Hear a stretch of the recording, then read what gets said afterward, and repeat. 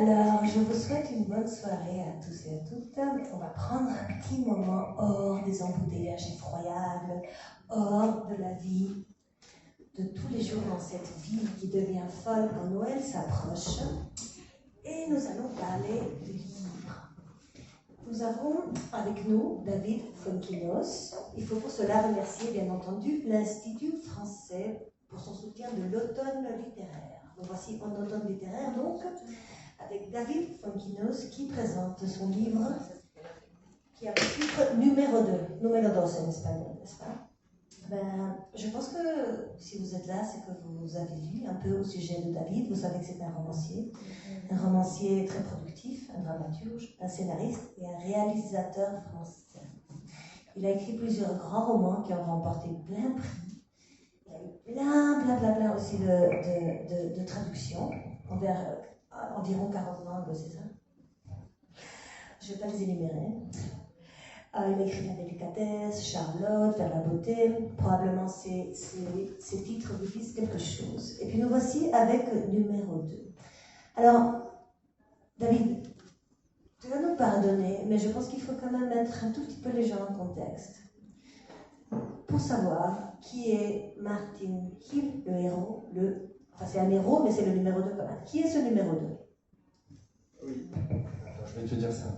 Qu'est-ce que tu t'es fait à la main? Je me suis cassé le bras. Ah, tu t'es cassé le bras? Oui, c'est dur ici. Mais pour un écrivain, c'est dur, donc tu peux pas écrire en ce moment. Si, c'est avec la main. Avec la main, les doigts, tu peux... Comment tu t'es fait ça? VTT. VTT? Ok, parce que monsieur filme tout pour la chaîne YouTube, sa chaîne YouTube, donc on va raconter plein de choses pareilles. Des choses inédites. Non, mais la vie du bras de Yael. Non, mais des fois, j'ai une émission télé, des fois j'ai un truc moi. Non, mais j'avais pas vu en fait, comme j'étais tout à l'heure à côté de toi, j'avais pas vu, là j'ai vu que tu étais d'accord, ok. Bon, bah merci d'être là, voilà, c'est quand même... Oh non, c'est rien. Donc le numéro... Alors donc, bah, c'est sympa, moi c'est vrai que j'ai fait... C'est une longue journée, là, c'est très... J'étais venu passer quelques jours à Mexico, j'avais adoré cette ville, là j'ai moins pu voir parce que c'était plutôt une journée studieuse. Ce matin, le magnifique lycée français, c'était assez beau d'y aller. Et puis pas mal d'interviews chez Penguin. Voilà. Et là, c'est un bel endroit, la Casa Frontier. C'est un très bel endroit. Donc comme tu as remarqué, j'ai pas du tout envie de parler de mon livre, mais je vais répondre quand même à ta question. Numéro 2, oui. Alors numéro 2, c'est mon dernier livre qui est publié ici. Bon, il est publié déjà il y a pas mal de temps en Espagne. En Amérique du Sud. C'est pour moi extrêmement... ça me rend très heureux d'être beaucoup traduit en Amérique du Sud, d'avoir beaucoup de lecteurs. Je suis allé dans de nombreux pays, mais voilà, j'ai pas été encore beaucoup au Mexique. C'est la première fois vraiment, j'étais à la Querétaro, au festival iFestival. C'est la première fois que je viens ici vraiment pour en faire des interviews. Et demain, je pars à Guadalajara, qui est quand même une foire qui est quand même très très connue. Donc ça, c'est bien. Si vous voulez venir avec moi, c'est très sympa. Et puis, numéro 2, voilà, c'est un livre qui s'appelle, donc en espagnol, Numéro 2, hein, comme tu as dit. Et le titre, j'ai mis du temps à le trouver. Mais vraiment, c'était très important pour moi, puisque c'est un livre qui parle du casting de Harry Potter. Je ne suis pas du tout un fan de Harry Potter, ni un spécialiste, même si j'ai beaucoup d'admiration pour J.K. Rowling et ce qu'elle a apporté à la littérature. Je suis tombé par hasard sur l'interview de la directrice de casting. Mais vous filmez tous? Donc il faut faire là, mais c'est le festival de Cannes en fait. Ici, alors attends, je pense que... Et donc, non, en fait, voilà, j'avais vu l'interview de la directrice du casting qui raconte que, bon voilà, à la fin du casting, du processus, il en restait plus que 2. Et j'ai tout de suite pensé à l'autre. J'ai trouvé que c'était un sujet intéressant de me dire comment on survit à l'idée d'avoir été celui qui n'a pas été choisi. Donc je raconte celui qui n'a pas été choisi parce que c'est une réflexion sur l'échec, sur ce qu'on rate dans la vie. En même temps, avec la particularité qui me paraissait très romanesque, c'est de raconter l'histoire d'un échec qui est particulier puisque ce petit garçon a en permanence le film de la vie qu'il aurait pu avoir. Imaginez un seul instant que vous ratez quelque chose de très important et que ce que vous avez raté à la dimension marketing de Harry Potter, vous le voyez partout, tout le temps. Ça serait quand même assez terrible, non? Ah oui, pour explorer, pour faire ce personnage, pour construire ce personnage, donc ce numéro 2, qui, il faut le préciser, c'est un personnage de fiction, c'est-à-dire qu'il existe à la base, mais le personnage n'est pas calqué sur la personne réelle. D'ailleurs, vous ne l'avez pas rencontré, la personne réelle. Non, tu as totalement raison. L'histoire, le point de départ est totalement vrai. Il y a vraiment eu un casting, ils ont vraiment hésité entre deux. Tout ça, c'est vrai. Mais après, moi, je ne suis pas parti dans une enquête, je ne suis pas journaliste, ou je voulais en faire un roman, donc je ne l'ai pas rencontré. Mais le livre est sorti en Angleterre, il va devenir une pièce de théâtre en Angleterre, il va y avoir un film, donc je pense que un jour ou l'autre, je vais quand même le rencontrer, le numéro 2. J'en suis certain. Sûrement. Et donc, mais d'ailleurs, il y a une vidéo qui est sur YouTube, peut-être, avec monsieur le roi de YouTube, là. En général, c'est vrai qu'on demande, là, bon, il y a une caméra devant, donc je fais attention à ce que je dis. Mais on voit Daniel Radcliffe qui apprend l'existence du livre et on voit qu'il se souvient parfaitement que voilà, ils étaient vraiment deux, quoi.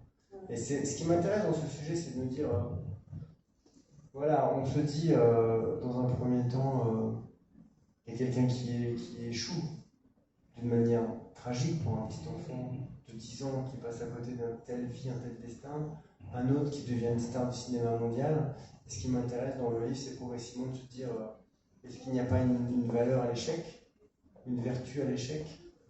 Est-ce que l'échec n'est pas nécessaire par moment? Et puis de l'autre côté, est-ce que le succès n'est pas une condamnation? Bien sûr.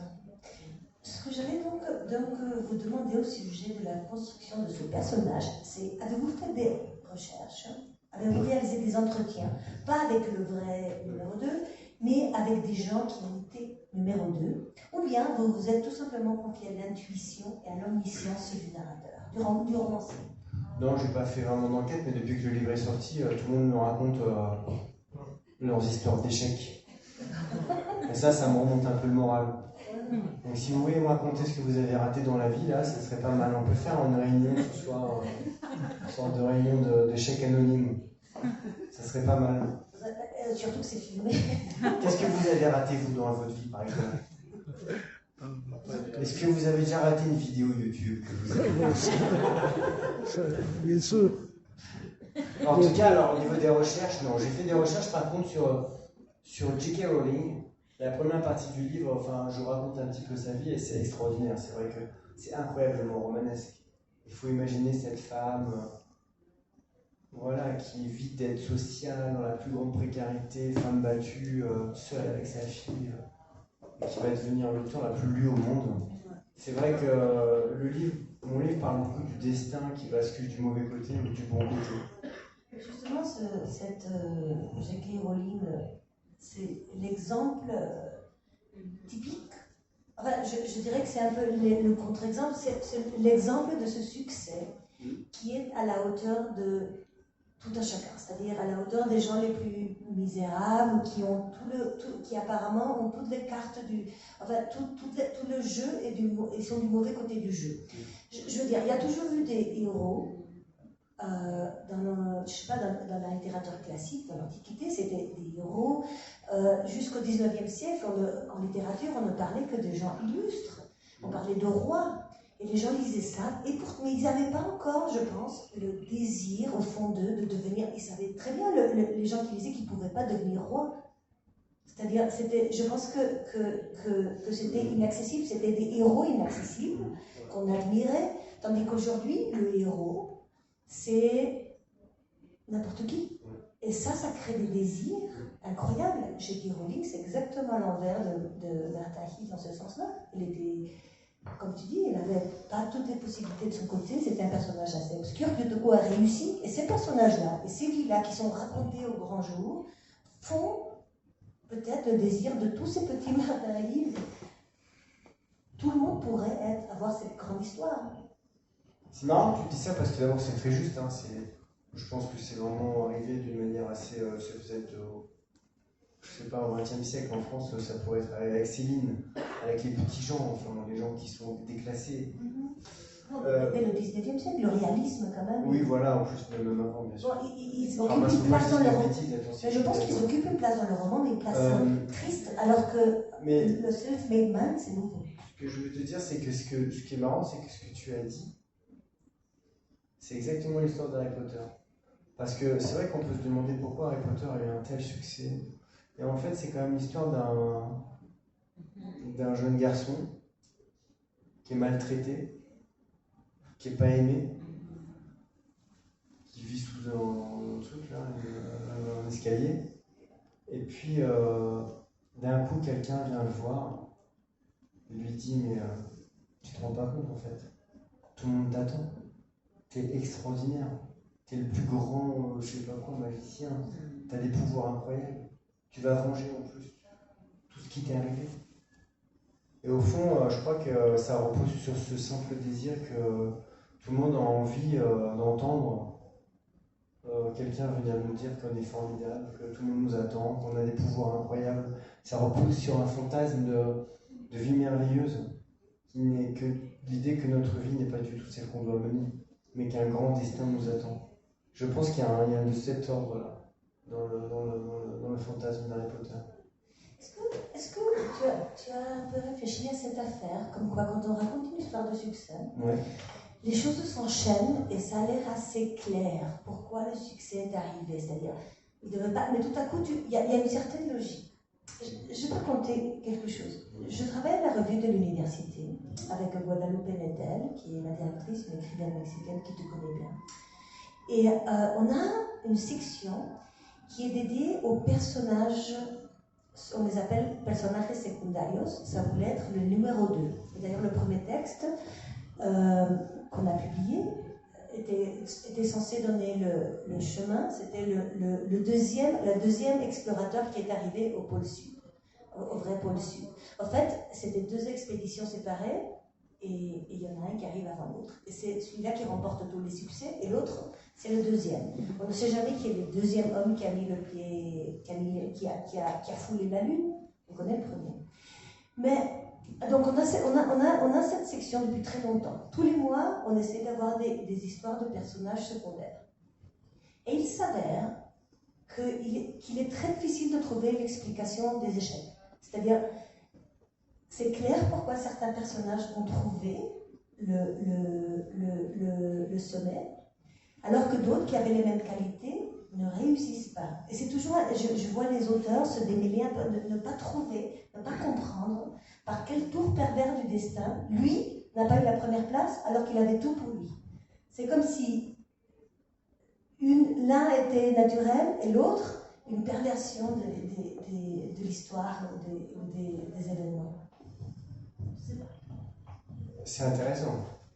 Parfois j'ai le sentiment que c'est plutôt le contraire. J'ai le sentiment que c'est le succès qui est une perversion étrange, improbable, inattendue, qu'on ne peut pas être destiné à avoir du succès. Par exemple, sur la littérature, moi je n'ai pas très bien compris pourquoi j'ai écrit pendant longtemps des romans qui se vendaient un petit peu, qui avaient une très bonne presse, j'étais chez Gallimard, puis d'un coup j'ai vendu des millions de livres avec La Délicatesse, qui était mon 8e roman. Ça reste toujours une étrangeté. Je n'ai jamais attendu le succès, je ne l'ai jamais désiré, je ne l'ai jamais voulu. Je l'ai même plutôt pas tout à fait compris par moments. Ça m'a donné une grande liberté d'ailleurs, et après j'ai écrit des livres très différents les uns des autres, et tous ont eu beaucoup de succès. Donc j'ai plutôt eu le sentiment que le succès n'existe pas, était quelque chose d'assez improbable, que la logique des choses quand même c'est de rater. En tout cas, dans le milieu artistique. Je crois même pas que la réussite soit un moteur. Moi, j'ai écrit, alors c'est peu bizarre pour moi de dire ça maintenant, mais j'ai écrit pendant des années avec la nécessité de m'exprimer par les mots, d'avoir besoin d'écrire, d'être obsédé par certaines histoires que je racontais, mais certainement pas obsédé par l'idée de pouvoir avoir du succès. Et d'ailleurs, bien sûr, ce sujet me parle aussi à plein d'égards parce que je me suis rendu compte que le succès n'a pas été quelque chose de très facile et de simple. Et c'est ce qui m'intéresse, moi, c'est que chaque situation, quelle qu'elle soit, ait sa problématique. C'est-à-dire que quelqu'un qui échoue, c'est terrible, ça a une problématique. Quelqu'un qui a du succès, ça a une problématique. quelqu'un qui est entre les deux. Je trouve que il y a toujours un moment dans chaque situation, il y a une version sombre des choses. Et il faut le savoir, il faut parfois s'en amuser. Hein. C'est pas triste. Hein.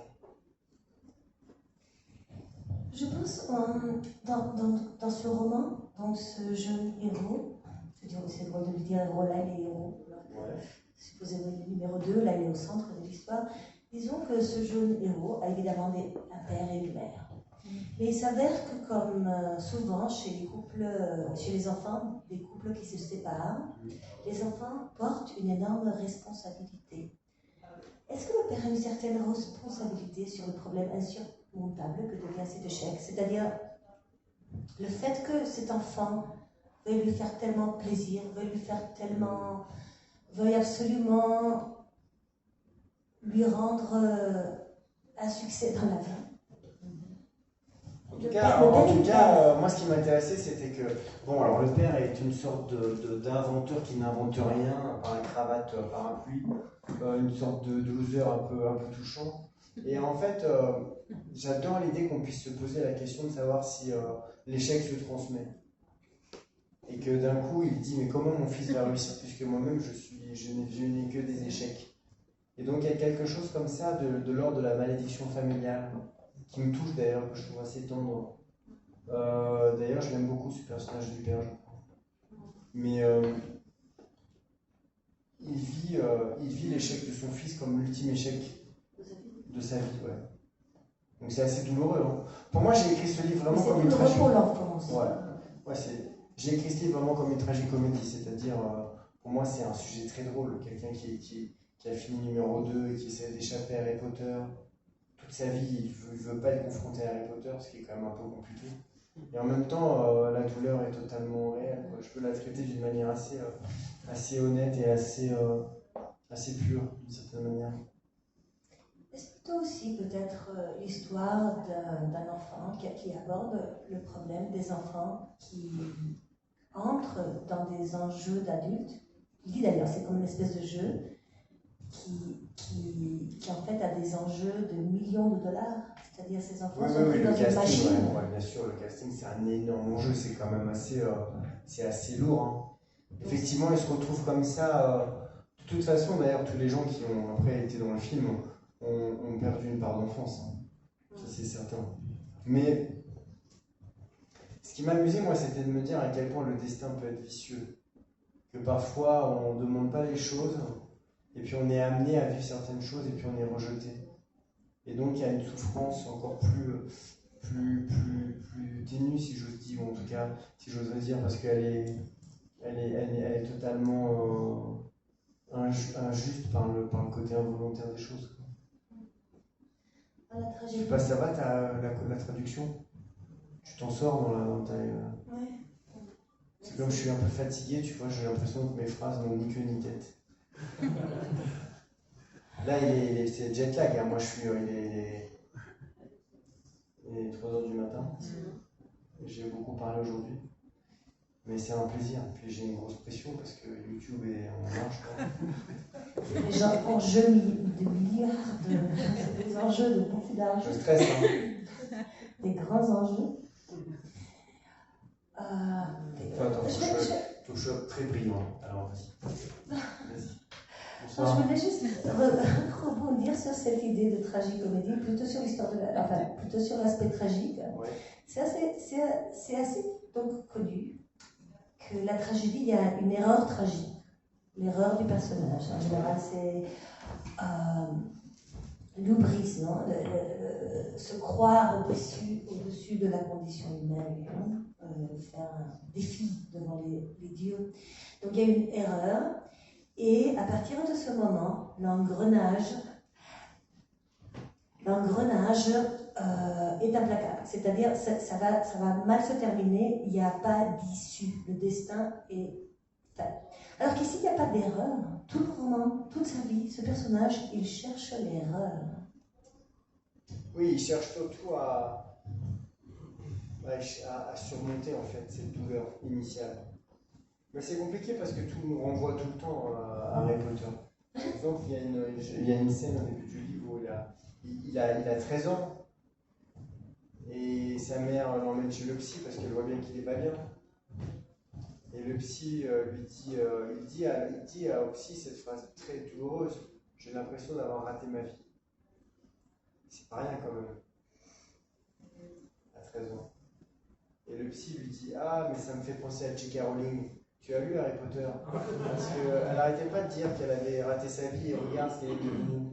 Donc même quand on lui rend le moral, en fait, il est tout le temps... Après, pour moi, vraiment, il va tout essayer. Hein. Il va tout essayer. D'ailleurs, à un moment donné, ils vont faire des réunions d'échecs anonymes. C'est un vrai truc qui est américain, qui s'appelle les Failcon. Et en France, ça a eu lieu à Toulouse. Parce que forcément, la ville est un jeu de mots, bien sûr. Et donc, c'est une réunion de tous les gens qui ont raté des choses, viennent tous se retrouver ensemble, un peu comme nous ce soir, quoi. Et qui racontent des artistes qui ont fait des bigs, des chefs d'entreprise qui ont fait faillite, des membres du Parti Socialiste Français. Et ça ne me parle pas forcément. Donc bref, une sorte de loose. Et en fait, ça fait du bien. Ça fait du bien de se regrouper comme ça avec tous les gens qui ont raté des choses. Finalement, c'est un des messages du livre. Hein. L'échec des autres fait du bien.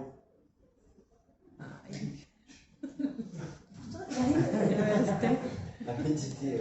Et d'ailleurs, on a souvent le sentiment d'ailleurs que, en fait, ce livre-là, c'est une parabole un peu de notre époque contemporaine, avec l'idée des réseaux sociaux, parce que c'est déjà difficile d'aller mal. Mais ce qui est encore plus difficile, c'est que les autres vont bien. Et donc, quand vous êtes sur Instagram, moi j'ai pas Instagram, j'ai un vieux Facebook dépressif. Mais quand vous êtes sur Instagram, je sais pas, et que vous voyez les gens comme ça, qui sont en train de boire des cocktails là, à Cancun. En train de vraiment, et que nous on est là, on regarde dans une petite. Enfin non, c'est très sympa ce soir, hein, je veux dire, mais. Je peux me dire, oh là là, mais est-ce que je serais pas mieux moi? Enfin, je vous adore, hein. Mais dans une petite piscine là, à Cancun, en train de boire des cocktails. Alors que là, ce soir, il n'y a aucun dîner qui est organisé. Je vais rentrer dans ma chambre d'hôtel, on me laisse tout seul. Donc je regarde ça sur les réseaux sociaux et je peux me dire, tiens, là, vous voilà. faites un peu Daniel Radcliffe qui dit, ouais, bon, j'ai aussi des petits problèmes. Parce que ouais, alors c'est il y en vrai, a pas mal d'écrivains qui ont non, la je disais n'importe quoi. Non, je disais n'importe quoi, il y a évidemment. plein d'écrivains qui se disent, ah là là, il y a Mexico, il va voir la photo de Non, c'est du succès, c'est le grand succès. Ouais, en plus, ouais. Deuxième voyage à Mexico. Non, mais mon exemple, il je était. veux être David non, mais Coppola. t'as totalement raison, Yael. Mon exemple était très mal choisi, mais c'était juste pour m'amuser. Non, mais c'est vrai. Parce que c'est vrai que. Mais je veux dire, c'est un truc très humain. Il y a toujours mieux. Enfin, ce que toi tu veux, c'est ce que l'autre veut, c'est ce que. Ouais. Puis moi, il y a des gens qui disent, waouh, il fait un entretien avec Yael Weiss et tout, c'est quand même pas rien. Franchement, en plus, t'as vu, elle s'est cassé la main, comment c'est cool et tout. Non, mais en fait, non, mais là, t'as raison d'un truc. C'est vrai qu'il y a toujours, on est toujours en train de voir. Tu as fait la dictature du bonheur des autres. Ça me fait plaisir, oui, effectivement. J'ai dit ça dans le livre, mais c'est vrai qu'on vit sous la dictature du bonheur des autres. Et lui, particulièrement, c'est le symbole de ça. C'est-à-dire que il voit partout, en fait, l'autre. L'autre devient obsédant. L'autre, c'est la vie qu'on aurait pu avoir. Et puis finalement, le bonheur, c'est de se dire, mais en fait, j'aime bien ma vie comme elle est. Et donc, on relativise les choses. On apprend à aimer ce qu'on a. On se dit que peut-être que l'échec, ça nous a permis de mûrir. Et c'est vrai que ce qui va m'intéresser, c'est que, bon, tu as raconté un peu la fin, mais c'est pas grave. Vous n'êtes pas obligé d'acheter le livre. Mais... Il va rencontrer des... Je m'en fous, je raconte la fin. Il va rencontrer des Radcliffe. Ah mince, YouTube, parce que monsieur a 3 milliards d'abonnés, donc une carrière animale. Mais attends, la tragédie, tu as dit que c'est une tragédie. La tragédie, on sait déjà la fin. Oui. C'est le comment. Non, mais ce qui m'intéresse, c'est de me dire... Moi, j'adore l'idée, en fait. C'est très con. Mais me dire on se dit voilà, mais il a raté ce casting, il aurait pu être une star de cinéma. Je pense que ça lui fait du bien d'entendre Daniel Radcliffe, qui lui dit à un moment donné, mais tu sais, mais moi, cette vie-là, par moments, ça va être tellement lourd. Je peux pas faire un pas dans la rue. Tout le monde m'appelle Harry. Et que j'ai rêvé par moments d'avoir été à ta place et d'avoir raté le casting. Et en fait, je trouve ça assez bouleversant. Moi, ça me touche. Parce qu'évidemment, Daniel Radcliffe, je suis très content d'être Daniel Radcliffe, mais il y a certains moments où on se dit. Mais moi, c'est mon côté scorpion, ascendant scorpion. Je vais basculer la rencontre dans l'astrologie maintenant. Je peux dire vos signes astrologiques. Et pour moi, là, c'est notre chaîne YouTube, c'est la chaîne de l'astro littérature. Non, mais pour moi, je trouve que les deux sont incroyablement liés. Moi, j'ai une obsession dans ma vie de l'ombre et de la lumière. C'est-à-dire que je suis très heureux de pouvoir avoir des moments où je partage des choses et je suis dans la chance de pouvoir vivre d'une manière lumineuse, d'une certaine manière, ma vie professionnelle. Et j'ai l'obsession du secret, de la pénombre, de nombreuses semaines où je vois personne. Je trouve que voilà, l'un nourrit l'autre en permanence. Vous êtes quand même pas gentil alors parce que ce pauvre personnage qui est à l'ombre, Martin est le vrai, il est à l'ombre comme votre personnage. À Londres ou à l'ombre? Probablement les deux. C'est Sous la pluie. Ah, c'est pareil. À l'ombre, dans l'ombre, sous la pluie. Vous en faites quelque chose d'assez étrange parce que ce petit enfant, bon, qui grandit, qui devient adolescent, puis un adulte, il veut vraiment tout ou rien. C'est-à-dire, il ne veut pas un petit succès, il veut ou bien être Harry Potter ou rien. Alors maintenant, il est héros d'un livre. Vous l'avez sorti de l'ombre, ce pauvre enfant. Oui, c'est vrai. Enfin, pas symboliquement, disons. Symboliquement. Puis il le saura, et puis peut-être. Mais c'est drôle, c'est vrai qu'on m'a dit que souvent dans certains de mes livres, que ce soit Charlotte évidemment, qui est mon livre le plus important, je pense, qui est sur cette peintre qui était oubliée. Mon obsession était de la mettre en lumière. La bibliothèque des livres refusés aussi. C'était l'idée de manuscrits voilà, qui sont abandonnés d'une certaine manière. Je pense que j'ai un goût comme ça pour aller mettre en lumière des causes désespérées. Une lampe dans l'obscurité. Mais bon, je suis sûre que ça parle bien. Alors, je crois, tu sais, parfois il y a cette phrase stupide qui dit qu'on ne peut pas faire de la littérature avec des bons sentiments. Moi, je crois beaucoup en l'empathie qu'on peut éprouver pour nos personnages. Moi, j'ai besoin de les aimer. Je ne veux pas dire que je raconte des bons sentiments, mais en tout cas, j'ai besoin d'avoir des bons sentiments à leur égard. C'est impossible pour moi. Je ne pourrais pas passer autant de temps. Mais comment ne pas avoir de la tendresse pour celui qui rate comme ça, de si peu. Mais bon, moi je suis un peu comme ça tout le temps. Hein. Quand je regarde les élections de Miss France ou des choses comme ça, je regarde tout de suite celle qui a perdu. Moi, je peux pas regarder des matchs de foot parce que je suis voilà. toujours pour le perdant. Ah oui, sauf quand c'est Paris qui joue. Pour moi. Non, quand c'est Paris qui joue. D'ailleurs, heureusement, Paris a égalisé hier. À la dernière minute. Sinon, je rentrais à Paris, je faisais demi-tour. En parlant justement de la dictature, du bonheur des autres, de cette espèce de survalorisation peut-être, c'est très valoriser le succès. Est-ce qu'on n'aurait pas peut-être, on ne devrait pas comme les hommes enfin Montaigne l'a bien dit, la philosophie c'est apprendre à mourir, le dernier des échecs c'est la mort, le plus grand échec peut-être. Ne devrait-on pas apprendre un peu plus à échouer? Bah, c'est ce que je fais là ce soir. Non mais c'est vrai, non mais c'est. On rate peut-être comme société. En tout cas, moi je crois pas qu'on valorise beaucoup. Tu sais, en tout cas, je sais pas ici comment ça se passe, mais en France, j'ai pas le sentiment qu'on valorise beaucoup le succès. Non. Non, pour moi le succès ça n'a pas été une période très joyeuse. J'ai plutôt vécu de la jalousie, de l'agressivité, de la violence. Non, mais c'est valorisé par les gens qui ne l'ont pas comme idée. Mais moi, justement, ce livre-là, pour moi, c'est totalement l'éloge du numéro 2. c'est l'éloge, pas de l'échec, mais de l'éloge de la nécessité de l'échec par moment, l'éloge de ne pas être obsédé par cette position numéro 1 qui justement est absolument bancale. Donc c'est exactement le sujet du livre, tu as raison. C'est vraiment... ça aurait pu s'appeler le goût de l'échec. Hein. Le goût de l'échec. Et d'ailleurs, je crois que, en fait, j'ai le sentiment que dans tout succès, il y a une part d'échec.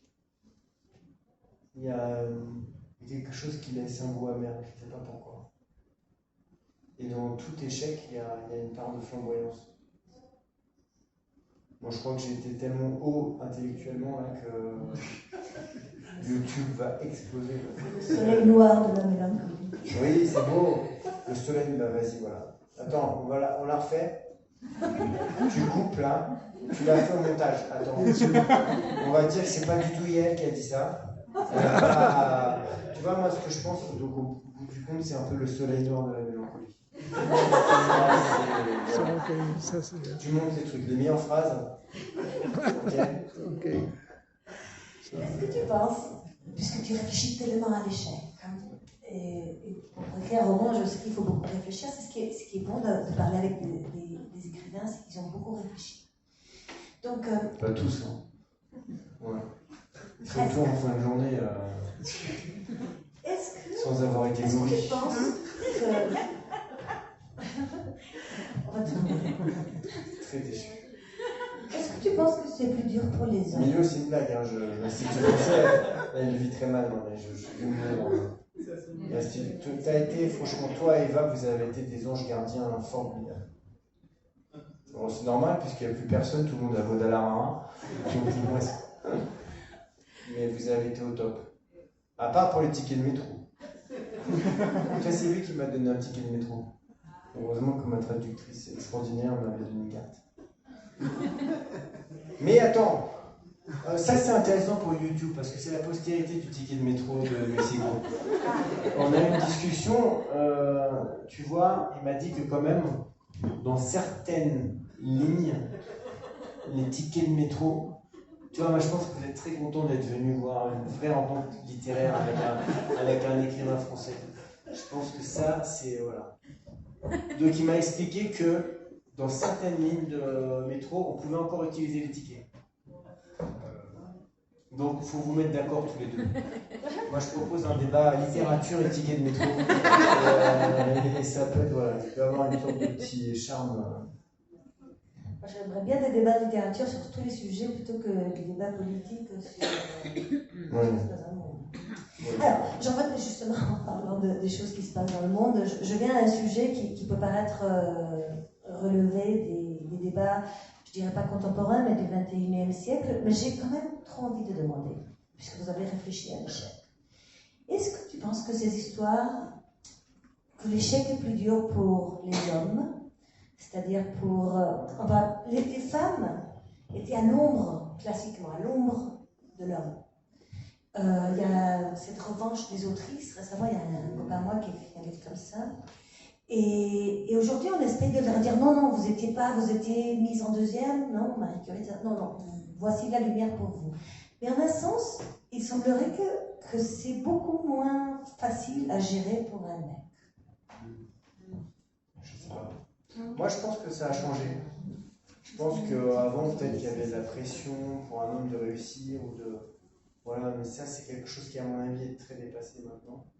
Je pense qu'on est dans un rapport beaucoup plus égalitaire. C'est autant difficile, à mon avis, pour une femme qu'un homme. Je ne me pose pas trop les questions de cette manière-là, mais j'ai le sentiment que cette pression-là, on le voit bien d'ailleurs, par exemple, dans les pays asiatiques, qui sont quand même en pointe au niveau de la soumission à la pression et à la réussite. Et on voit bien que c'est très très équilibré. Très équilibré. Bon. Je me demandais, je me suis non, mais je sais pas, t'en penses quoi, toi? Si c'était Emma Watson, le deuxième Emma Watson, qui c'était, si ça aurait été le cas, est-ce que ça aurait été aussi tragique? Je me demande. Oui, si le rôle principal du film, c'était pas Harry Potter, mais avec une héroïne, oui, je pense. Non, je crois pas que ça soit... Surtout maintenant, je trouve que je trouve qu'il y a aussi beaucoup de pression parfois. C'est peut-être plus difficile parfois, on donne moins de chance parfois aux femmes d'accéder à des postes de pouvoir ou des réussites. Il y a plus de difficultés à surmonter.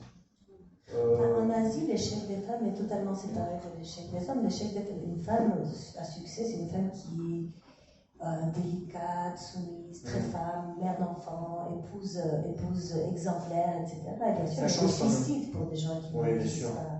Évidemment, c'est une pression très forte sur physique très forte. Oui. En Corée, il y a énormément de chirurgie esthétique, mais énormément. Il y a vraiment une tendance à standardiser. Pourquoi on est parti dans ce sujet? Je sais pas, parce que j'étais sur les tickets. Tu fais partie du ticket de métro coréenne. On va revenir sur le Ah oui, genre sur la pression de la réussite, et de l'échec et du succès.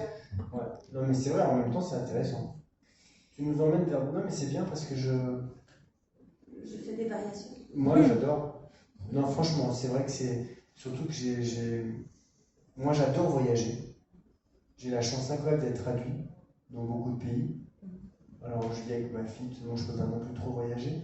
Mon grand bonheur, c'est de rencontrer des gens, de se promener, de voir la ville, de dîner, de boire du vin. Après, moi, parler à titre personnel, parler de mes livres, pas du tout dans le sens où bon, ça ne m'intéresse pas, ou voilà, en plus c'est filmé, on va dire. Mais c'est pas ce que je préfère dans ma journée. Mais je trouve que justement, tu mènes un entretien qui... parce que j'ai déjà beaucoup parlé de celui, il est déjà sorti dans plein de pays. Et un entretien un peu... tu vois, pour ton YouTube, là, c'est un petit peu inédit, ça. On part sur d'autres choses. C'est bien. Une variation. Oui, bien sûr. Une variation sur le numéro 2. Ok, ça c'est bien. Là, je pense que tu vas exploser l'audimat. Ah, bah, parfait. Je le ferai. Ou est-ce plutôt ceci une autre histoire des vies brisées par l'industrie du cinéma? Est-ce que tu es proche de ces figures brisées par l'industrie du cinéma? Tu es proche quand même du cinéma? Ouais, je suis proche du cinéma, bien sûr. Et d'ailleurs, moi-même, quand je fais des castings... Ça brise les gens. Oui, alors bien sûr. Non, mais même le fait de ne pas être désiré dans une histoire d'amour, ça peut briser les gens. Le fait de ne pas être choisi, de ne pas être désiré, de ne pas être aimé, d'être... bien sûr, à tout moment, on est de toute façon soumis au jugement des autres. On est soumis au choix des autres en permanence. Même dans les prix littéraires, partout, tout le temps. Donc le cinéma, c'est pas particulièrement plus brutal qu'un autre milieu, mais moi je l'ai vécu, c'est assez étonnant, c'est assez obsédant. Pour des films relatifs, hein, c'est pas Harry Potter. Mais en tant que réalisateur de cinéma, j'ai passé des castings. Je me suis retrouvé à hésiter par exemple entre deux comédiennes. Et je me dis, bon, alors elles n'ont pas l'autre, celle qui n'a pas été choisie. Non seulement on n'a pas eu une vie brisée, mais en plus elle a eu César quelques années après, donc tout va bien. Mais faire des choix, c'est difficile d'être dans cette position aussi. Mais non seulement pour les choix, mais vous en faites une insinuation avec la vie de Daniel Radcliffe. D'ailleurs, j'ai jamais compris. J'ai compris, il ne peut pas faire du ski, donc à cause des accidents. Ouais. Mais pourquoi il ne peut pas aller en bord de mer? Si, pourquoi? Ah, parce qu'il peut aller à la mer. Hein. Ouais. Il ne disait pas qu'il ne pouvait pas aller en... Non. Non. J'ai vérifié ça. Non, il ne peut pas aller au ski. Il ne pouvait pas aller au ski, par exemple. C'est normal, hein, une saga qui pèse sur lui avec des millions et des millions de dollars. Ah, aller au soleil. Ah, peut-être qu'il n'avait pas le droit de bronzer. Non, il faut qu'il soit bien de la femme. Bah ouais, s'il arrive comme ça, Harry Potter, là, avec la peau bien bronzée, des tatouages, pas de truc un peu... non, c'est normal, hein. Non, mais donc, je voulais aussi dire... Vous venez d'arriver, hein, donc il y a quelqu'un qui vient d'arriver, là. Donc il va falloir tout répéter maintenant. Ah, sinon, attends, t'inquiète pas. J'ai un vieux pote très sympa qui a tout filmé. Et là, je peux te dire, il va te faire un petit forward très sympa. Ce soir, vous l'aurez tout. Dès ce soir. Avec un montage un peu, parce que voilà. Dès ce soir, on aura tout. à YouTube. En fait, tu devrais faire un vrai film après. C'est-à-dire interviewer les gens, alors qu'est-ce que vous avez pensé, animer un peu cette rencontre. Oh, c'est Parce que pas la bon. peine, c'est pas la peine. Non, je parlais non seulement des castings, mais l'industrie du cinéma qui brise finalement aussi les vedettes. On en connaît plein. Il y a même ce film, je ne sais plus, Crépuscule, ce film à Hollywood, comment ça s'appelle? Ludwig. Babylone. Non. Enfin, Attends, stop, on va faire un jeu là. On va essayer de trouver. À mon avis, on est très mal barré, elle est partie très loin. C'est un vieux film. Attends. Je réponds par oui ou non à votre question. Un Crépuscule, moi j'étais sur Visconti. Ah, Ludwig. c'est pas. Ah bah on organise. C'est le nom d'une rue à LA, je pense. Mulholland Drive. Non, c'est pas Mulholland Drive. Qui aussi, d'ailleurs. Allez, le premier qui trouve là. C'est une vieille actrice. Sunset Boulevard. Sunset Boulevard. Ah bravo. J'en ai rien faire. Tu veux pas venir là dans la vidéo YouTube là, parce que franchement, tu la filmes après. Sunset Boulevard, bien sûr. Il y a plein d'histoires. Moi, je veux dire, ça s'inscrit quand même un peu dans ces histoires. C'est assez tragique pour moi, le cinéma. On a dit une rue. Moi, j'ai pensé Mulholland Drive, mais c'est vrai que ce boulevard, c'est quand même. Mulholland Drive, c'est aussi assez tragique. Ouais. Bon, du coup, c'était pas une star. Donc, c'était quoi? Viens, on arrête la rencontre littéraire, on fait un quiz dans le cinéma. Allez. Non, mais je connais des bons. Mais j'aime bien les gens qui commencent à dire un truc et puis bon, faut trouver. Mais ouais, c'était pas mal. Vous m'avez aidé. À quel moment tu l'as eu là? Ouais, dès la rue à Los Angeles? Mince, ouais. Je parlais d'un truc crépusculaire, c'est très crépusculaire. Ouais, mais... Ah, Crépuscule Sunset. Ça y est, après tu as ça, ça tu coupes. Ah, ben c'est ça, je n'avais pas vu. Ça tu coupes, c'est pour ça que tu dis Toujours un cabinet pour les échecs. Crépuscule. Les écrivains, c'est des bons psychologues, mais là, J'avais pas on dirait un compris cabinet. tout à l'heure, c'est Crépuscule qui m'a. Parce que pour moi, Sunset Boulevard, il y a aussi un truc à. Bon, bref. Et donc, pourquoi tu parlais de ça? Juste pour parler de l'industrie du cinéma qui brise. Ah oui, oui. Avec ses grandes Alors, lumières. je crois pas vraiment que ça soit le sujet du. Voilà. Parce que en fait, ce qui m'intéresse, c'est un échec, c'est comment on vit un échec. Il y a plein de gens qui lisent le livre et qui me disent mais pourquoi il est autant. Bon, d'accord, c'est dur, il a été. Mais il tourne un peu en rond autour de ça. Je pense qu'il y a des gens qui sont pas armés pour surmonter un échec. Et je pense que c'est l'histoire de sa fragilité aussi qui est racontée dans ce livre. Ouais, mais justement, c'est une fragilité étrange, parce que ce garçon, il est très intelligent, il a des mentions, il rate tout le temps des cours, mais il réussit quand même à avoir de très bonnes notes. Et il a une grande force vis-à-vis de ses parents, il essaie d'être le gardien de son père, le gardien de sa mère, et il a quelque chose. C'est la dernière chose dont je vais parler avant de passer le micro à nos amis qui sont là, c'est il y a le poids du secret. C'est très dur, je pense que c'est absolument... moi, ça m'époustoufle, je sais pas comment dire, ça m'émerveille, qu'un enfant si petit puisse garder un secret aussi grand. C'est-à-dire, il sait que c'est un secret qui dès qu'il le dira, il est assez intelligent pour voir qu'il peut le confier à quelqu'un et ça va partir tout le monde va le savoir. Donc, oui, c'est pour ça en fait, sa vie, ça se sache pour pas être associé en permanence à ça. Pas être associé en permanence à celui qui a failli être Harry Potter. Ouais. Alors que celui qui a pris le Daniel Radcliffe, il se plaint justement de ça. En fait, il est parfois appelé, les acteurs, parfois, par exemple, l'acteur de Harry Potter, il se fait appeler dans la rue de Harry. Alors, il a le succès, un peu un succès par transfert, non? C'est Harry je l'ai vu beaucoup, ça, je l'ai vécu avec... C'est le personnage qui a fêté. Personne ne le connaît, lui, vraiment. Je l'ai vu avec Audrey Tautou quand j'ai travaillé avec elle. C'est vrai que les gens l'appelaient Amélie. En Russie, tout le monde l'appelait Amélie. Alors que c'est pas elle, c'est encore une fois un autre. Et donc, justement, je trouvais que ce qui plombait, qui était tellement difficile pour ce garçon, en fait, c'était le poids de ce secret. d'avoir un secret si grand? Ah, tu vois, c'est le seul point où je suis pas d'accord avec toi. Ah, voyons. Donc là, on va faire une polémique. Ouais. Non, non, je trouve qu'au contraire, ça le protège. Ça le protège beaucoup. Je pense que ça aurait été pire en partageant ça. C'est une protection, le silence. Ça veut pas dire qu'il va mieux en étant silencieux. Mais je crois pas que ça aurait arrangé les choses. Que ça se sache. Ouais.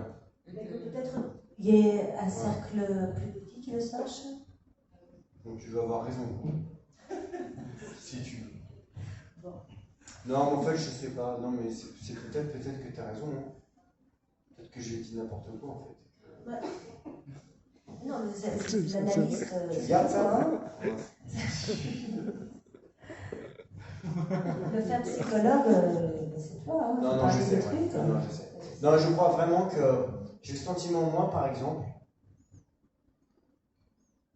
Ouais, tu sais, c'est pour ça qu'on s'est filmé, je fais toujours attention à ce que je dis parce que je veux pas dire de.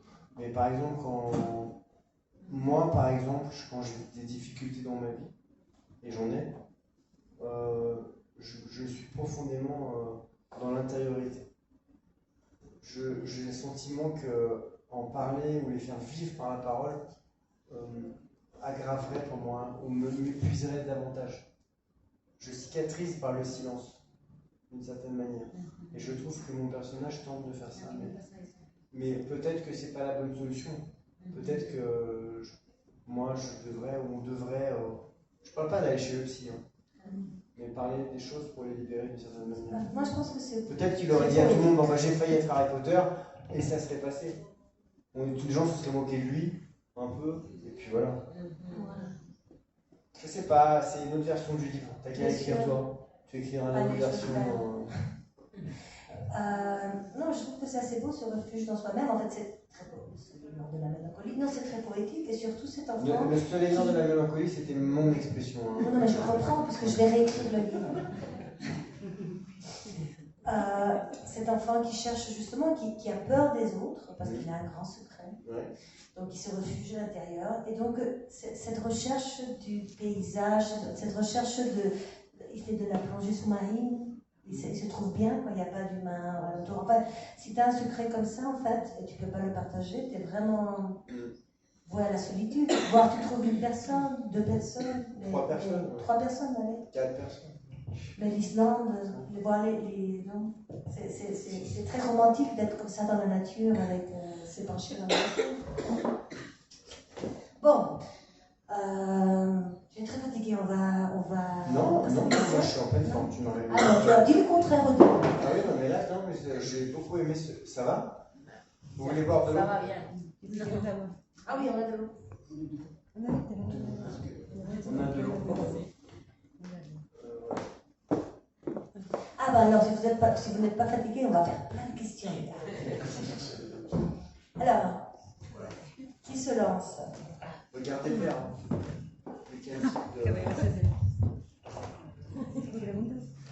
Ah, une question? Vous filmez en même temps? C'est extraordinaire ça. Yo soy jornalista. Ah, d'accord, ok. Nosotros leímos el libro Enlatando Libros cuando salió en España y lo leímos y nos llamó mucho la atención porque además de todo lo que habla del fracaso, también habla de las enfermedades mentales. Nosotros lo leímos en pandemia y nos hizo reflexionar un poco acerca del papel de Daniel Radcliffe, que aparentemente él alcanzó el éxito, pero dentro de su éxito llevaba un fracaso. A mí me gustaría saber si no hubiera sido Harry Potter el centro del tema de este personaje para Martin, ¿hubiera elegido algún otro? A ver, voy a traducir la pregunta, pero no entendí. Sí, que en lugar de escoger a Harry Potter como este personaje a alcanzar, él hubiera elegido algún otro. El mismo Martin, como si hubiera sido otro personaje. Él como de escritor, ficción. él en lugar de centrar la novela en Martin buscando ser Harry Potter, ¿qué otro personaje de alguna otra película hubiera elegido? ¿O era realmente lo que él buscaba? tu aurais éventuellement pu penser, si tu n'avais pas l'histoire, si tu voulais faire l'histoire d'un numéro 2, mais il n'y avait pas cette histoire de Harry Potter, si tu aurais choisi le numéro 2 d'un autre personnage. Il y en a partout. Partout. D'abord, je parle dans mon livre. Alors, dans mon livre, je parle au nom de Pete Best, qui était le batteur des Beatles, qui s'est fait écarter juste avant les Beatles. Mais c'est surtout, à un moment donné dans mon livre, comment dire, il veut échapper à Harry Potter. Il cherche par tous les moyens de ne plus être confronté à Harry Potter. Alors, il va travailler au Louvre. Et au Louvre, parce qu'il va se dire qu'il sera un peu tranquille entre les tableaux de la Renaissance, les sculptures antiques. Et en fait, il va se prendre de passion pour le tableau qui est juste à côté de la Joconde. Parce que la Joconde, c'est un peu le Harry Potter de la peinture. Et en fait, voilà totalement un livre que j'aurais adoré ou que j'aurais pu écrire. Quand j'ai écrit cette scène, je me suis dit, mais ça serait un super sujet. Écrire l'histoire du tableau qui va se retrouver accroché à côté de la Joconde. C'est-à-dire le tableau que personne ne va voir, tous les Japonais se mettent devant. Donc voilà, ça a été mon numéro 2 idéal, ça. J'en parle un peu de ce tableau et je trouve que c'était un bon sujet aussi. On a une section dans la revue d'université, une très belle revue. Ouais. Y lo último, sabemos que acaba de estrenar una película con Audrey Tautou y ahorita hablaba de esta parte, ¿no? De que todo el mundo ve a Audrey y aunque ella ha tratado de hacer carrera en Hollywood, siempre es la Amélie Poulain, ¿no? De repente es un reto como director el poder sacar a este ícono y convertirle en otra cosa, porque todos al final seguimos viendo a Amélie Poulain aunque no queramos. Gracias. Est-ce que comme directeur, c'est un défi de transformer Audrey, qui est Amélie pour tellement de gens, en quelqu'un d'autre? Oui, pour beaucoup de réalisateurs, ça a été un défi. Et même pour elle, de changer un petit peu d'image. Mais pour moi, c'est étonnant parce que je pense que la délicatesse, c'est le rôle qui est le plus proche d'Amélie Poulain. Donc moi, j'ai pas cherché à casser Amélie Poulain. Ce qui est incroyable, c'est que Audrey Tautou, à l'époque, quand j'arrive à la convaincre de faire la délicatesse, elle est une star mondiale, elle fait qu'un film par an. Et elle a adoré le personnage.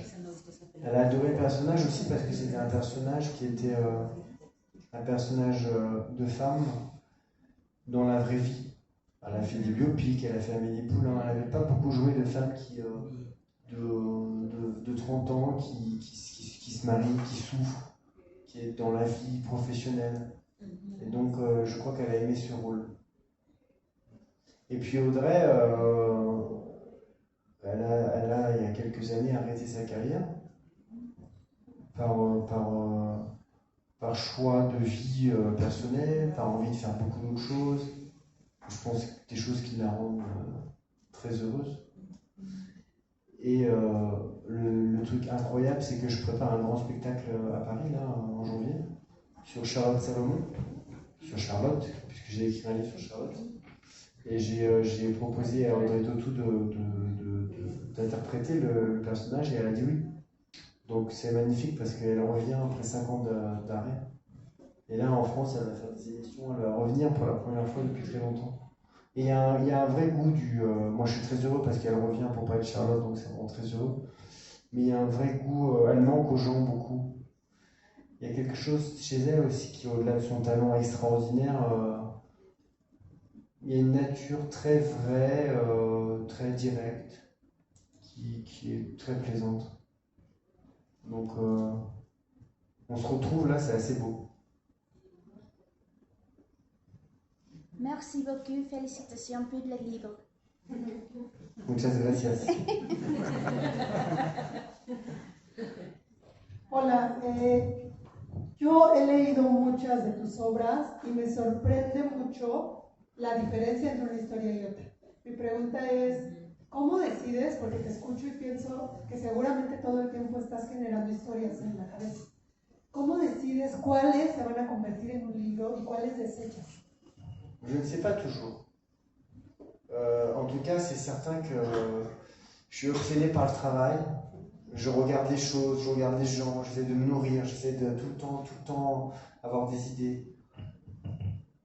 C'est vrai que mes livres sont très différents les uns des autres.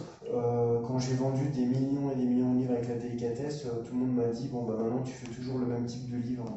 Tu fais la délicatesse 2, la délicatesse 3. J'ai fait des choses très différentes. J'ai écrit Charlotte, très douloureux, de cette manière si particulière. Après le casting d'Harry Potter, mon prochain livre est encore différent. Moi j'ai besoin d'aller tout le temps ailleurs. J'ai besoin de m'échapper en fait de ce que je connais déjà. Je suis quelqu'un qui a ce besoin d'ailleurs tout le temps. Et je suis tout le temps en recherche d'un sujet, de quelque chose qui pourrait me nourrir, qui pourrait me réveiller. Voilà. Muchas gracias. De nada.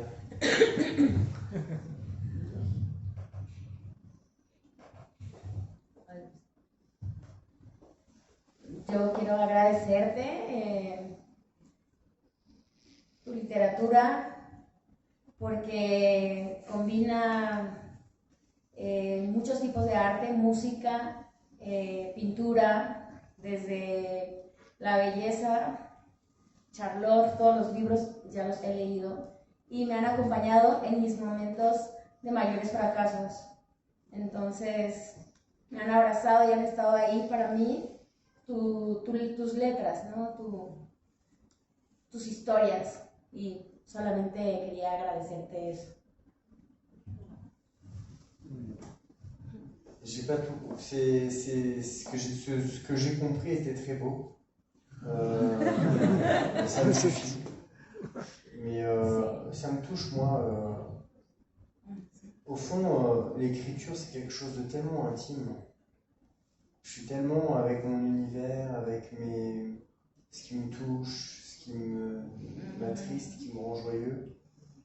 Et en fait, quand j'ai le sentiment que des livres puissent être compris ou puissent rentrer en résonance dans d'autres vies, c'est très beau quand même.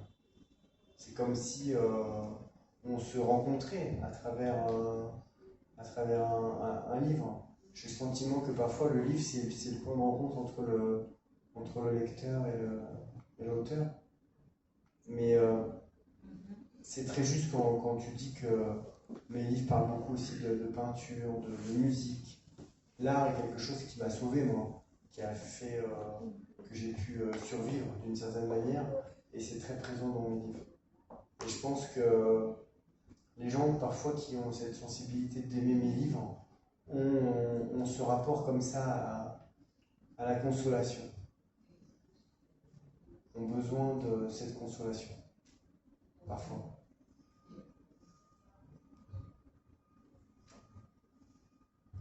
Et aussi d'un verre d'eau.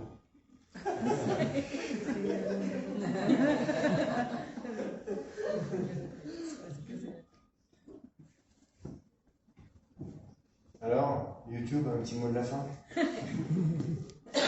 Alors, est-ce que c'est une bonne vidéo? Ah, c'est très, Ça va être une bonne vidéo? je crois, Ah, je crois. Très sympa. Merci. Merci de votre contribution aujourd'hui.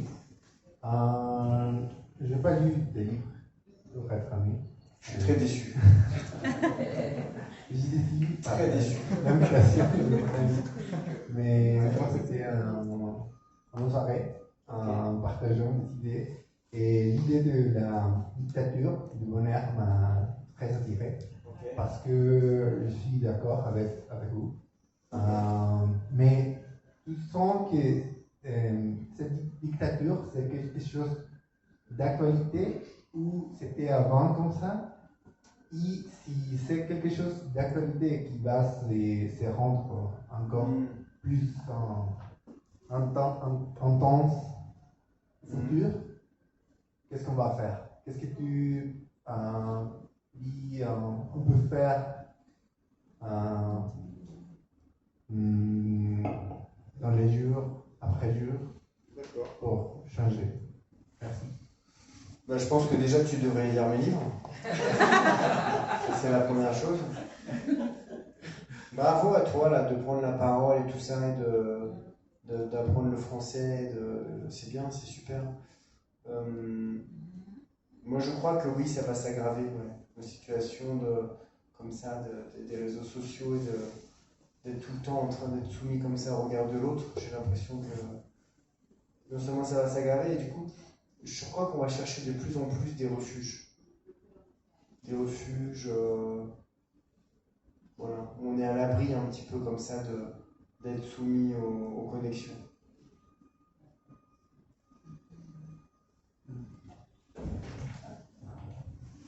On n'a rien demandé. D'accord? On n'a rien demandé. C'est un quiz ou pas? C'est un quiz, bon. Non, mais... Mais j'ai juste envie de partager quelque chose très rapidement. J'étais récemment en Afrique noire pour la première fois. Ok. J'étais en Tanzanie. Et j'étais très étonnée parce que l'Afrique, la vie est très dure. Moi, je ne pouvais pas imaginer à quel point. C'est-à-dire, je pensais venir avec, des pays du tiers-monde, Mexique, parce que ça n'a aucun rapport. C'est vraiment comme si on était les États-Unis. Et tout le monde est tout le temps souriant. Enfin, il y a eu des famines, il y a des guerres tout le temps. Enfin, c'est vraiment, vraiment très, très extrême. Et il y a le Hakuna Matata, tout va bien. Les gens te voient. Il y a plein de chansons je demande la traduction, c'est oui, souris, sois content. Et dès que tu fais la gueule, ils arrivent, mais souris, mais sois content. Enfin, comme des cultures qui ne sont pas par Internet, mais des cultures. Tout est tellement terrible que la culture, c'est souris quand même. J'ai perdu mon avion pour Éthiopie par une histoire. Tu vois, j'étais vraiment très frustrée. Et ils n'arrivaient pas à comprendre que je sois aussi frustrée et aussi fâchée pour un truc aussi banal comme perdre un avion. Ils me disent, mais t'as pas perdu la vie, ça va? Tu vois, souris. Donc, il y avait quand même cette idée de faut être heureux, faut sourire, c'est pas si grave. Je sais que c'est très différent de la dictature du bonheur des autres, mais ça m'a aussi beaucoup étonnée comme un trait culturel de on va pas se rendre tous tristes parce que la tristesse aussi c'est contagieux. On va plutôt essayer d'être heureux pendant qu'on n'est pas mort parce qu'il y a la famille. Enfin, je sais pas. Ça m'avait beaucoup étonné cette espèce de. Et je trouve que les pays qui sont les plus pauvres sont les plus souriants. Et que souvent. Attends, tu coupes là? Pourquoi? Je trouve que les pays les plus pauvres sont les plus souriants. Non mais c'est super ce que tu as nommé, bien sûr. En tout cas, il y a un rapport à la... Oui, entre la simplicité et la joie. Oui, il faut La consommation. continuer. C'est bien, hein? Oui? Une question? Ah oui. Bon, peut-être que je l'ai dit au début quand vous n'étiez pas là. Perdón por la informalidad, que soy mexicana.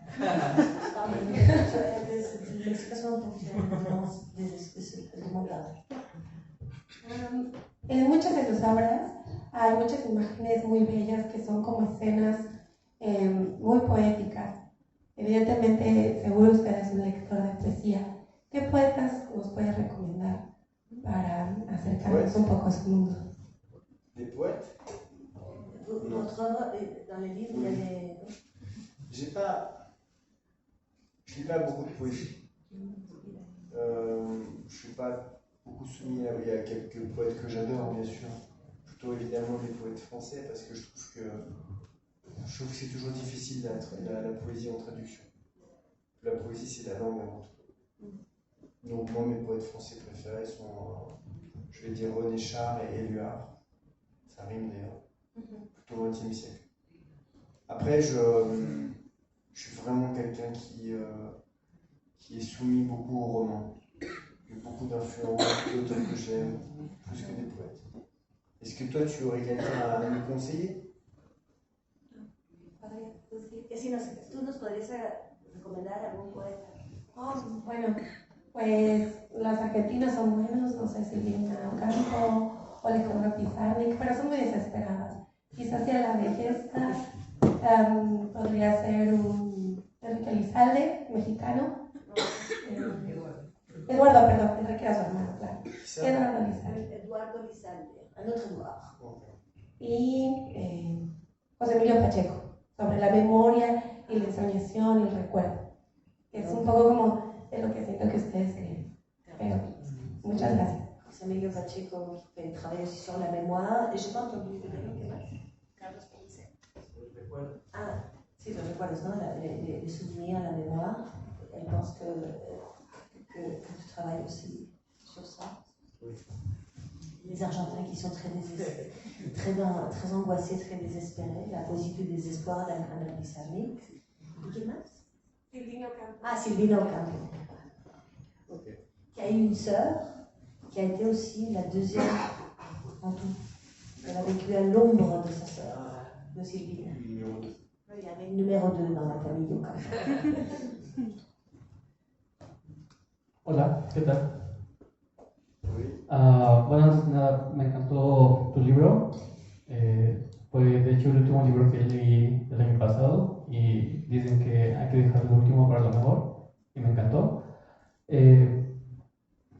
Sobre todo destaco mucho la parte cuando el protagonista empieza a sobresalir de toda esta situación años después cuando encuentra el amor. Y eso es lo que te quiero preguntar, ¿es acaso cuando estamos enamorados o cuando tenemos el amor en la vida, todo lo demás es más fácil de sobrellevar? Le rôle de l'amour, est-ce que quand on a l'amour... Juste d'abord, très important, c'était le meilleur roman qu'il a lu l'année dernière, le meilleur pour la fin. Ouais. Et C'est vrai que tu as raison, c'est vrai qu'il y a un rôle très important de l'amour dans ce livre-là, parce que de toute façon, c'est l'histoire d'une fragilité. C'est l'histoire de quelqu'un qui n'a plus confiance en lui, qui a été brisé par cet échec. Et finalement, la seule chose qui peut penser cet échec, qui peut mettre un pansement sur la laideur de ce souvenir, c'est l'amour, c'est le regard tendre de quelqu'un. C'est dans plusieurs de mes livres d'ailleurs. J'avais écrit un livre sur John Lennon. Et j'ai été totalement fasciné par Yoko Ono, qui est parfois décrié et pas aimé, mais voilà, ça a été une histoire d'amour fusionnel extraordinaire. Et je pense qu'elle l'a sauvé. Elle l'a rencontré à 27 ans, à un âge où toutes les rockstars meurent. Évidemment, dans Charlotte, mon livre Charlotte, la rencontre avec Alfred, le fait qu'Alfred croit en Charlotte, c'est absolument déterminant. Donc je crois beaucoup, au fond, on peut avoir beaucoup de difficultés, je parle pas des choses graves, hein. Je parle pas de maladies ou des choses, voilà. Mais quand on est en fragilité, je crois que rien ne peut être plus puissant que le regard de quelqu'un qui vous aime, si vous aimez cette personne évidemment, et qui pose ce regard sur vous de confiance et de croyance en qui vous êtes. Donc c'est vrai que c'est très présent. Lui, il va tout tenter dans ce livre. C'est le parcours du combattant pour surmonter cet échec. Mais quand il a à un moment donné le regard comme ça de cette femme sur lui, je pense que ça le sauve. Voilà, je suis un peu romantique. Hein. Je suis un dépressif romantique. C'est une nouvelle tendance.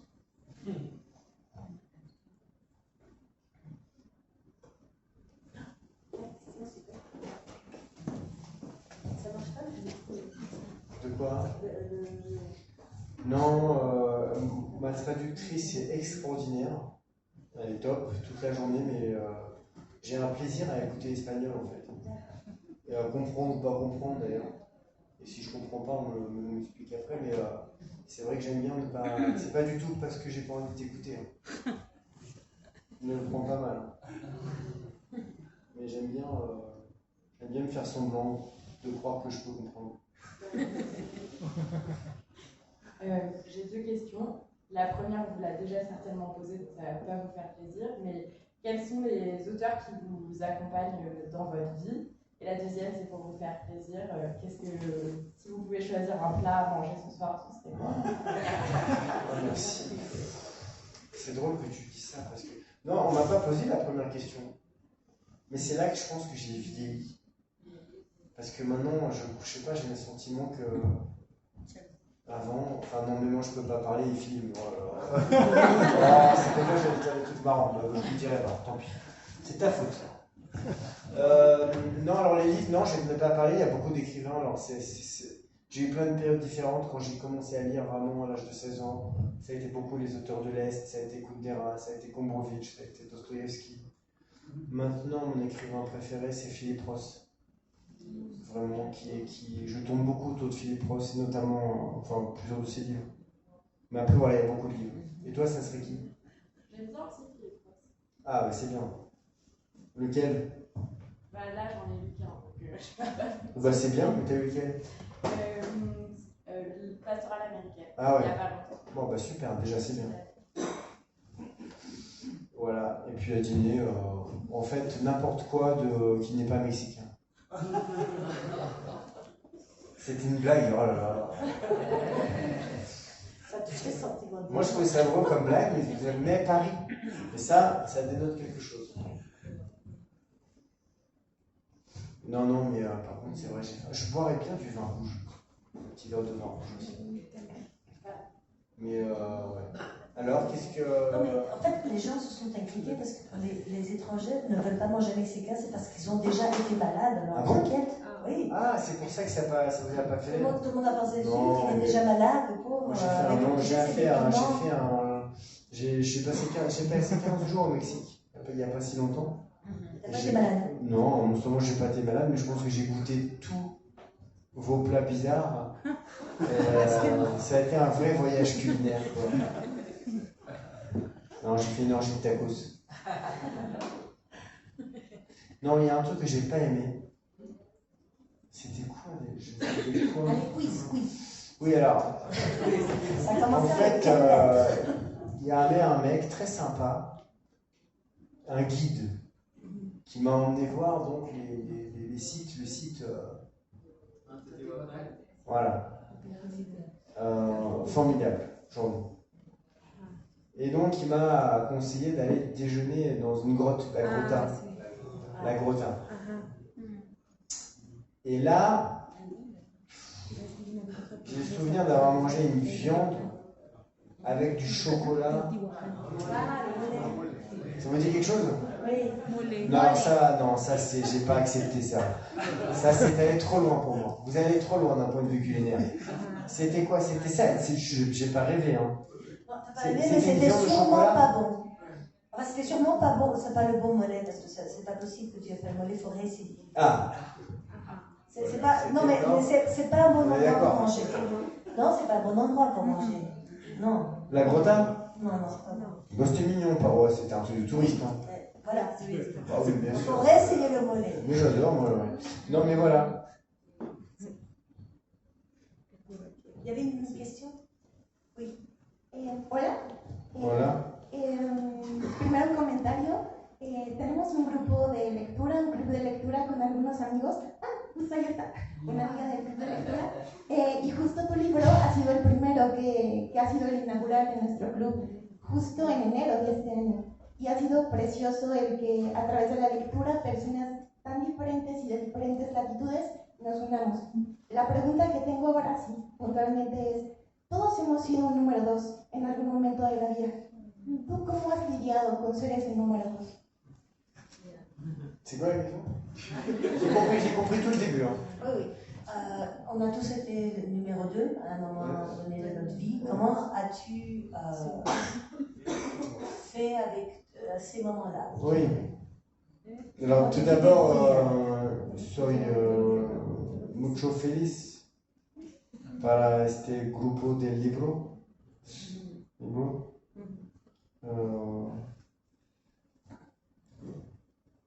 Ben moi j'ai été très souvent numéro 2 quand même. Hein.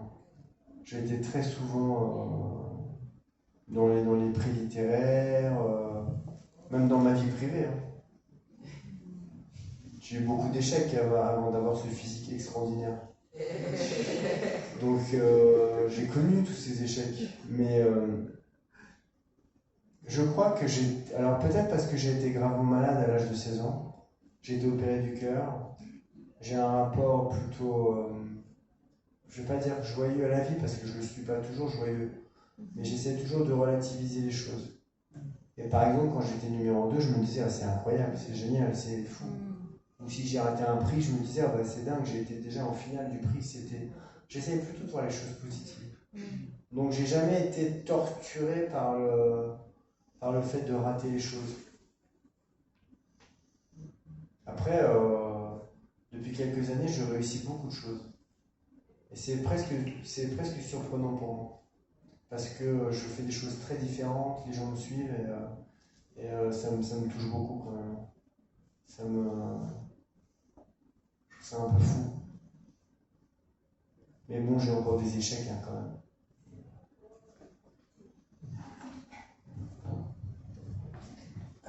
Peut-être une dernière ou une dernière? Ultima. Ultima, y nos vamos. Ultima, plus grande. Moi, je veux vraiment te remercier, David, non seulement pour les livres, le livre et les livres, mais avec ce décalage horaire, ça fait 1h20 qu'on parle, c'est beaucoup. Ouais.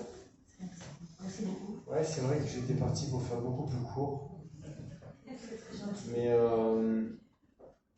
Mais c'était très plaisant. Je te remercie vraiment de ton regard et de ta lecture. Merci. Vraiment, voilà. Parce que comme je n'avais pas envie de parler du livre, c'est bien de parler d'autre chose aussi. Bon, évidemment, un grand merci à notre super traductrice, oui. Que je n'ai pas du tout utilisé ce soir, mais on a passé toute la journée ensemble. Merci beaucoup. Et voilà.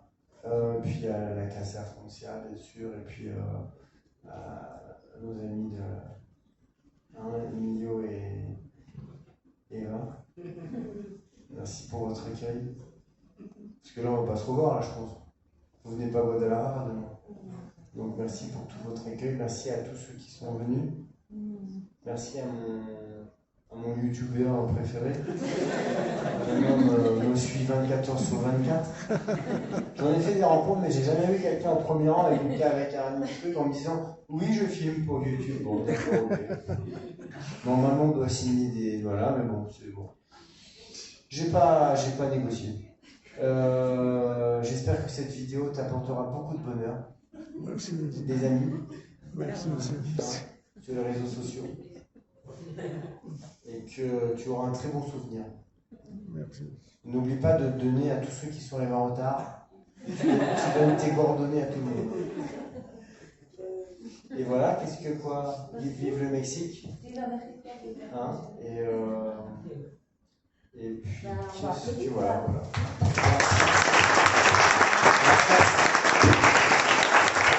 Muchas gracias.